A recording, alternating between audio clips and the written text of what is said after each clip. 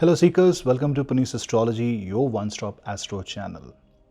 I made so many videos on Mars and Ketu, but now the time has come when the planets are, Mars and Ketu basically, is going in Grah Yuddha.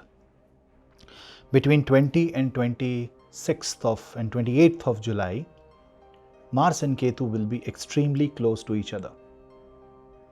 And from 29th and 30th, Mars will be shifting to the sign of Virgo. But until then, especially on 22nd, 23rd and 24th, Mars and Ketu will be in a line of sight conjunction. And this means here I bring 20 points where you have to understand that Mars and Ketu is no joke. This can have lifelong impact. And this is the time when you have to have maximum precaution. Let's discuss. But before that, do not forget to subscribe the channel, hit the bell icon so that you don't miss another update. And I'm bringing a new kind of Kundli PDF, a kind of combination with not only Parashar Kundlis, that means your horoscope with basic predictions which is system generated, but also a Lal Kitab report, which also gives you 5 years of guidance, and a numerology report that gives you insight about your life through numerology. You can book this Karmic from my link in the description box. Now, coming to Mars and Ketu, the first thing is that this can cause ego clashes, sudden outbursts. These 8-10 days, you have to hold yourself. It can trigger impulsive reaction and can cause power struggle, war-like situation in your life.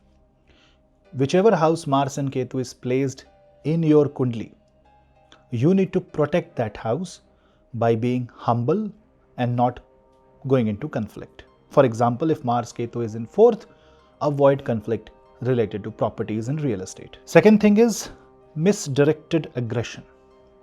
That means it can take you to a point where you are restless, your anger is misdirected, especially in marriages. This can cause issue. People with Mangal dosha, that means if your Mars is in 1, 4, 7, 8 and 12th house, need to be careful.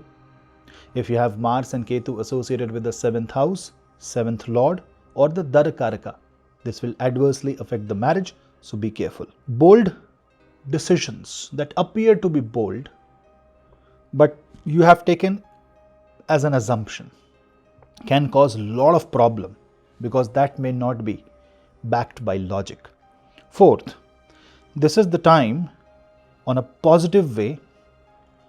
It can cut you off from toxic people, toxic authority, because Sun is authority and Mars is energy and Ketu is to cancel or cut something.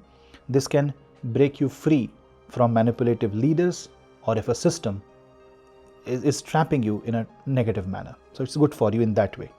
So sometimes double negative becomes positive. Fifth is sudden breakup in relationships. This can create conflict, detachment in relationship, especially if Mars and Ketu has a conjunction with Venus in your chart.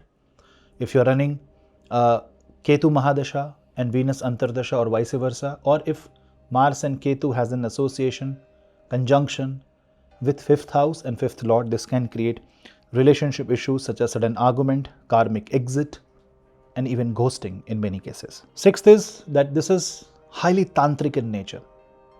Mars and Ketu is extremely tantric, it's very feminine, it's shamshani because of the Ketu's deep spiritual roots and Mars flow of energy.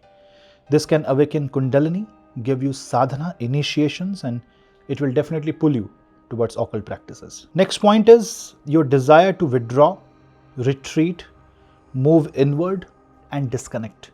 Mars being friendship, brotherhood, this can disconnect with closest of the friends, so be careful there. Another point is karmic confrontation with your past actions. That means you may face the consequence of any unnecessary aggression or selfish choices in the past, because Mars is the execution and Ketu is the past. Ninth point is that this can create sudden exit, especially from the job or from a contract or deal. Mars and Ketu has the tendency to cancel an ongoing peaceful project. So be careful, because if it is not aligning with your inner truth, it won't be productive. But before you exit anything, job, relationship or system, you need to think 10 times whether your actions going to bring loss or it is going to save you.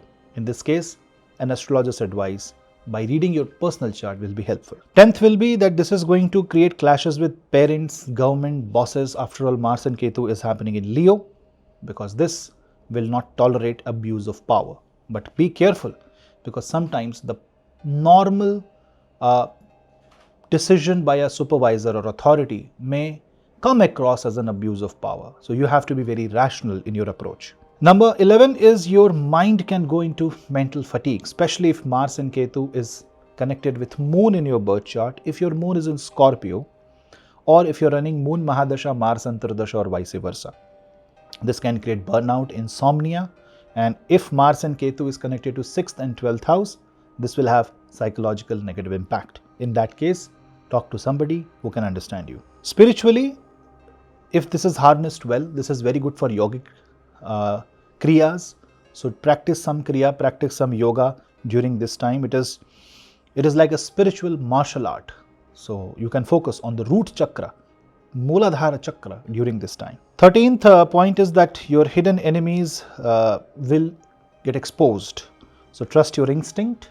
Never let your gut feeling unattended. Old karmic ties will also be cancelled during this time. A lot of people will cancel, see the prarabdha getting cancelled, old contracts getting cancelled, and the negative energies will walk away. But this cannot be very peaceful. This will be a little violent cutting of the old ties. Leo is basically the fame. Leo gives you the opportunity to rise. It makes you the king, but Mars and Ketu can take you exactly on the opposite direction. You need to, either you will see a sudden rise or sudden fall in the public image. Keep your karma correct and do not show arrogance. Handle your fame wisely. This can create a strong purpose towards dharma, especially if Mars and Ketu energies are associated with 9th house or 9th lord. Say you are a Sagittarius ascendant or Sagittarius moon sign, Mars and Ketu is happening in the 9th house. This can push you to dharma, but you can also overreact on it. So go slow, focus on meditation, and this is the time where your belief system are going to be filtered. There is going to be a great filter where you will reject anything that is not backed by logic. On the last 4 points, I will say this is going to heighten your psychic levels. This is going to make you your chakras open in a certain way that you will be seeing possibilities of events, deja vu, repeating numbers, and suddenly, especially if your Mars is in certain nakshatras such as Gandanta nakshatra, this can create tremendous vortex of spiritual energy within you, and you will be very intuitive. But yes, you may not be able to process that information. Say for example, you're feeling something, but what is the origin of that feeling, you won't understand that. Only if you are a sadhaka is when you will understand. So if you are having such kind of feeling, maybe you need to talk to somebody who has that knowledge so that you can process the raw thoughts. Now, when Leo brings leadership, Mars and Ketu creates reset. So this is basically says that if Mars wants to lead in Leo, Ketu says redefine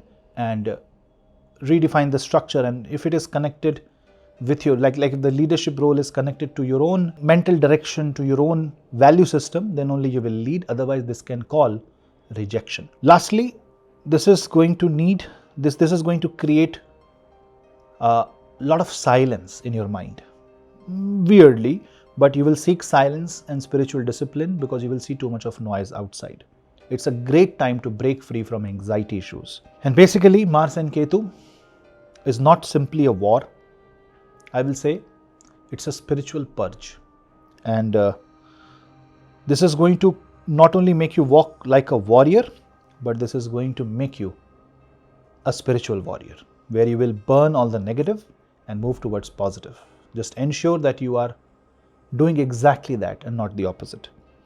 On some remedies, you can perform a Mangal Ketu Shanti Path. Even if you don't have Mars and Ketu conjunction, you can perform a Mars Ketu Shanti Puja. If you want to do that, you can contact me on the number that is given in the description box.